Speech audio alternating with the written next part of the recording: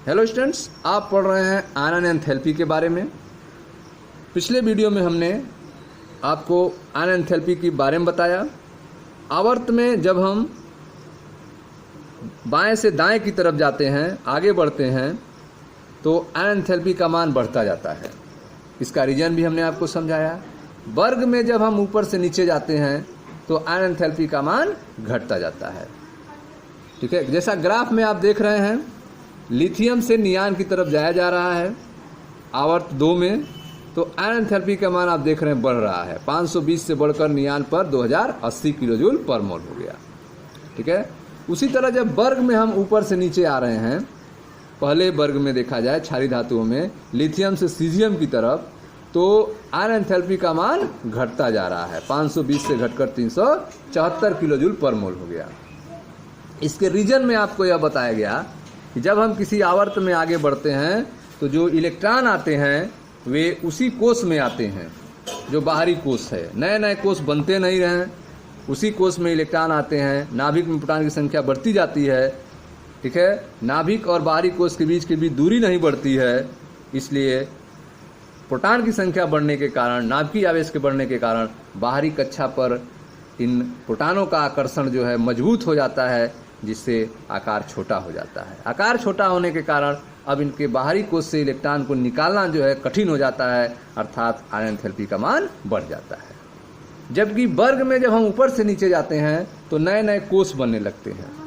नए नए कोष बनने के कारण नाभिक का प्रभाव जो है वह बाहरी कक्षा पर उतना मजबूती से नहीं हो पाता है, क्योंकि अंदर की कक्षाएं जो हैं पर्दा प्रभाव डालती हैं, शिल्डिंग इफेक्ट डालती हैं। इसलिए जो है नाभिक का, जिससे परमाणु का आकार बढ़ता है और बाहरी कक्षा से इलेक्ट्रॉन को निकालना आसान हो जाता है और आयन एंथैल्पी का मान कम हो जाता है। ठीक है, लेकिन इनमें कुछ परिवर्तन भी दिखाई देता है। जैसे आप ध्यान से देखें, जब हम लिथियम से बेरिलियम की तरफ जाते हैं तो आयन एंथैल्पी का मान बढ़ रहा है, 520 से 899 हो गया। लेकिन जब हम उससे आगे बेरिलियम से बोरान की तरफ बढ़ रहे हैं तो यहाँ पे आयन एंथैल्पी कम हो गया, 899 से घटकर 801 हो गया। तो ऐसा क्या यहाँ पे परिवर्तन हुआ जिससे बोरान का आयन एंथैल्पी कम है बेरिलियम से? दूसरा आप देख रहे हैं कि बोरान से अधिक कार्बन का है, बढ़ रहा है। कार्बन से बढ़कर नाइट्रोजन में और अधिक हो गया, 1402 किलोजूल पर मोल। लेकिन जब हम नाइट्रोजन से आगे ऑक्सीजन की तरफ बढ़ते हैं तो फिर घट के 1314 किलोजूल पर मोल हो गया। आखिर नाइट्रोजन के स्ट्रक्चर में और ऑक्सीजन के स्ट्रक्चर में क्या परिवर्तन हो गया कि आयन एंथैल्पी बढ़ना चाहिए उसकी तुलना में घट गया? तो इसकी हम लोग चर्चा करेंगे कि क्यों बोरान का आयन एंथैल्पी बेरिलियम से कम होता है, ऑक्सीजन का आयन एंथैल्पी नाइट्रोजन से कम होता है। ध्यान से इसको आप समझिएगा। चित्र 3.6 क से स्पष्ट है कि बोरान परमाणु क्रमांक 5 Z बराबर 5 के प्रथम आयन एंथैल्पी का मान जो है बेरिलियम Z बराबर 4 के प्रथम आयन एंथैल्पी के मान से कम होता है। क्यों? जबकि बोरान का नाभिकीय आवेश अधिक है। बोरान का नाभिकीय आवेश अधिक है क्योंकि उसमें 5 प्रोटॉन है। बेरिलियम का नाभिकीय आवेश कम है क्योंकि उसमें 4 प्रोटॉन है। ठीक है, तो प्रोटॉन की संख्या अधिक है बोरान में, तो आयन एंथैल्पी भी अधिक होना चाहिए, लेकिन ऐसा नहीं होता। ऐसा क्यों है? इसका कारण आप समझें ध्यान से। जब हम एक ही मुख्य क्वांटम ऊर्जा स्तर पर विचार करते हैं, जब हम एक ही मुख्य क्वांटम ऊर्जा स्तर पर विचार करते हैं तो S इलेक्ट्रॉन P इलेक्ट्रॉन की तुलना में नाभिक की ओर अधिक आकर्षित रहता है। जब हम एक ही मुख्य क्वांटम ऊर्जा स्तर पर विचार करेंगे तो S का इलेक्ट्रॉन जो होगा वो P इलेक्ट्रॉन की तुलना में नाभिक की ओर अधिक आकर्षित करता है।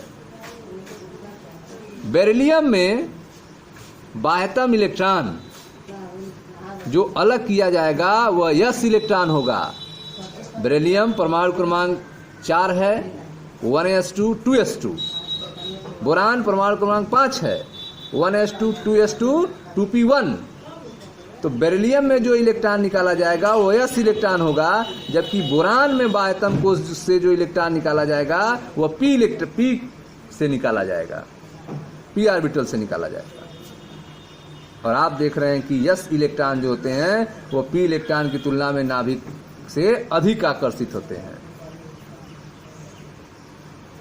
ठीक है। तो जब यस इलेक्ट्रॉन जो कि बेरिलियम में है अधिक आकर्षित है तो इससे इलेक्ट्रॉन निकालना ज़्यादा ऊर्जा खर्च करना पड़ेगा, जबकि पी इलेक्ट्रॉन जो कि बोरान में है, ठीक है, जो नाभिक से उतने मजबूती से नहीं बंधा होता है, तो इसको निकालना काफ़ी आसान होगा, इसलिए आयन एंथैल्पी का मान घट जाता है।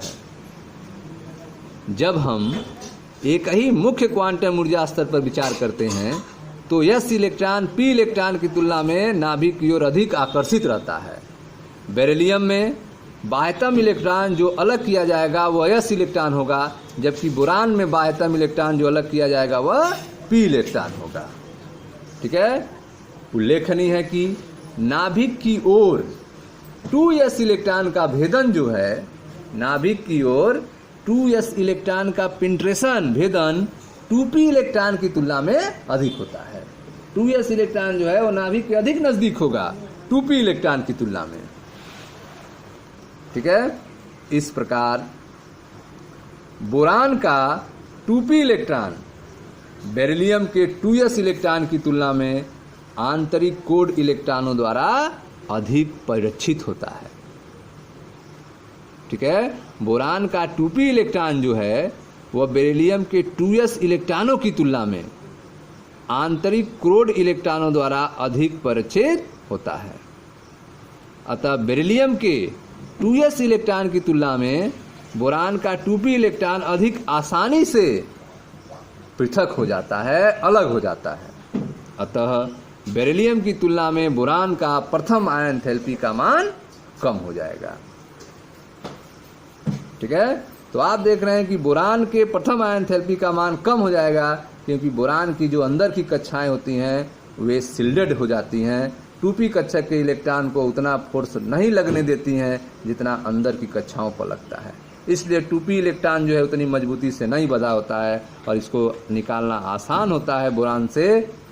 अतः इसका प्रथम आयन एंथैल्पी का मान कम हो जाता है, ठीक है। यह रीजन आपने देखा कि बेरिलियम में बाह्यतम इलेक्ट्रॉन जो अलग किया जाएगा वह यस इलेक्ट्रॉन होगा, जबकि बोरान में बाह्यतम इलेक्ट्रॉन जो अलग किया जाएगा वह पी इलेक्ट्रॉन होगा।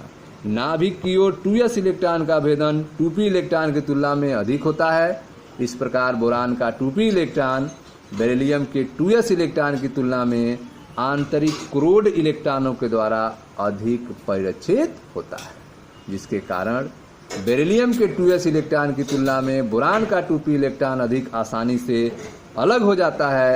अतः बेरिलियम की तुलना में बोरान के प्रथम आयन एंथैल्पी का मान कम होगा। अब आते हैं दूसरी अनियमितता पे बात करते हैं, जहां हम नाइट्रोजन का 1402 किलोजूल पर मोल देख रहे हैं जिसका परमाणु क्रमांक 7 होता है, जबकि ऑक्सीजन का परमाणु क्रमांक 8 है और इसका आयन एंथैल्पी का मान 1314 किलोजूल पर मोल है। तो नाइट्रोजन का अधिक है जबकि ऑक्सीजन का कम है। नाइट्रोजन में प्रोटॉनों की संख्या कम है, 7 है, जबकि ऑक्सीजन में प्रोटॉन की संख्या 8 है, अधिक है। ऐसा क्यों है कि नाइट्रोजन में प्रोटॉन की संख्या कम होते हुए भी उसका आयन एंथैल्पी अधिक है, जबकि नाइट्रोजन का प्रोटॉन की संख्या अधिक होते हुए भी आयन एंथैल्पी कम है? इसके रीजन को हम लोग समझते हैं। फिर आते हैं इलेक्ट्रॉनिक विन्यास पे। नाइट्रोजन परमाणु क्रमांक 7 होता है। इलेक्ट्रॉनिक विन्यास की बात की जाए तो 1s2 2s2 2p3, 1s2 2s2 2p3। Oxygen परमाणु क्रमांक 8 होता है, 1s2 2s2 2p4। तो आप देख रहे हैं कि बाहरी कोष जो है वह नाइट्रोजन में 2p3 है, जबकि ऑक्सीजन में 2p4 है। अब आपको बताया गया था कि जो ऑर्बिटल्स होते हैं अगर वे आधे भरे होते हैं या फिर पूरे भरे होते हैं तो उनकी स्टेबिलिटी बढ़ जाती है, स्थायित्व बढ़ जाता है। तो नाइट्रोजन में 2p3 है, अर्थात p कोष में 6 इलेक्ट्रॉन आते हैं जिसमें 3 इलेक्ट्रॉन हैं, अर्थात यह कंप्लीट रूप से आधा भरा हुआ है, हाफ फिल्ड है। यह इसका सिमेट्री के रूप में यह अधिक मजबूत होगा 2p4 की तुलना में, ऑक्सीजन की तुलना में। ऑक्सीजन में 2p4 है, हाफ फील्ड नहीं है, इलेक्ट्रॉन प्रतिकर्षण बढ़ जाएगा जिससे इनकी स्टेबिलिटी घट जाएगी और इनसे इलेक्ट्रॉन का निकालना आसान हो जाएगा नाइट्रोजन की तुलना में। इसलिए ऑक्सीजन का एंथैल्पी कम होता है नाइट्रोजन की तुलना में। आइए समझते हैं। दूसरी अनियमितता जो है, हमें ऑक्सीजन और नाइट्रोजन के प्रथम आयन एंथैल्पी के मानों में देखने को मिलती है। ऑक्सीजन के लिए प्रथम आयन एंथैल्पी का मान नाइट्रोजन के प्रथम आयन एंथैल्पी के मान से कम होता है। इसका क्या कारण है? तो इसका कारण यह है कि नाइट्रोजन में तीनों बाह्यतम 2p इलेक्ट्रॉन विभिन्न p कक्षकों में वितरित होते हैं हुंड के नियम से। नाइट्रोजन के बाहरी कोश में 3 इलेक्ट्रॉन हैं 2p3। यह तीनों इलेक्ट्रॉन p के तीनों ऑर्बिटल में रहेंगे, px, py, pz। तीनों में एक एक इलेक्ट्रॉन पहुंचेंगे हुंड के नियम से। जबकि ऑक्सीजन के चारों इलेक्ट्रॉन जो हैं 2p इलेक्ट्रॉनों में से 2 2p इलेक्ट्रॉन एक ही 2p ऑर्बिटल में हैं। जब ऑक्सीजन के 2p4 इलेक्ट्रॉनिक विन्यास आप करेंगे px, py, pz में, तो हुंड के नियम से पहले एक एक तो भरेंगे ही, px में एक, py में एक, pz में एक, और फिर जब चौथा इलेक्ट्रॉन आएगा तो फिर px में आप भरेंगे। तो एक 2p इलेक्ट्रॉन एक ऑर्बिटल में 2p ऑर्बिटल में 2 इलेक्ट्रॉन आ जाएंगे। फलतः इलेक्ट्रॉनों में प्रतिकर्षण बढ़ जाएगा। इलेक्ट्रॉनों के बीच में क्या हो जाएगा? प्रतिकर्षण बढ़ जाएगा ऑक्सीजन में, क्योंकि एक ही ऑर्बिटल में 2 इलेक्ट्रॉन आ गए, जिसके कारण नाइट्रोजन के तीनों 2p इलेक्ट्रॉनों में से एक इलेक्ट्रॉन को अलग करने के बजाय ऑक्सीजन के चारों 2p इलेक्ट्रॉनों में से चौथे इलेक्ट्रॉन को अलग करना आसान हो जाता है। इसीलिए जो है ऑक्सीजन का प्रथम आयन एंथैल्पी कम होता है नाइट्रोजन की तुलना में। ठीक है, तो आपने देखा कि ऑक्सीजन के लिए प्रथम आयन एंथैल्पी का मान नाइट्रोजन के प्रथम आयन एंथैल्पी के मान से कम है। इसका कारण यह है कि नाइट्रोजन में तीनों बाह्यतम 2p इलेक्ट्रॉन विभिन्न p कक्षकों में वितरित होते हैं उनके नियम से, जबकि ऑक्सीजन के चारों 2p इलेक्ट्रॉनों में से 2 इलेक्ट्रॉन जो हैं वो 2p इलेक्ट्रॉन एक ही 2p ऑर्बिटल में होते हैं। फलतः इलेक्ट्रॉन प्रतिकर्षण बढ़ जाता है, जिसके फलस्वरूप नाइट्रोजन के तीनों 2p इलेक्ट्रॉनों में से एक इलेक्ट्रॉन को पृथक करने के बजाय ऑक्सीजन के चारों 2p इलेक्ट्रॉनों में से चौथे इलेक्ट्रॉन को अलग करना आसान हो जाता है। ठीक है स्टूडेंट्स, तो यह था आयन एंथैल्पी में परिवर्तन के बारे में, जिसमें बेरिलियम और बोरान की बातें की गई, नाइट्रोजन और ऑक्सीजन की बातें की गई। मैं मनीष गुप्ता अपने चैनल में आपका स्वागत करता हूं। आप वीडियो को लाइक करें, शेयर करें, चैनल को सब्सक्राइब करें। धन्यवाद दोस्तों।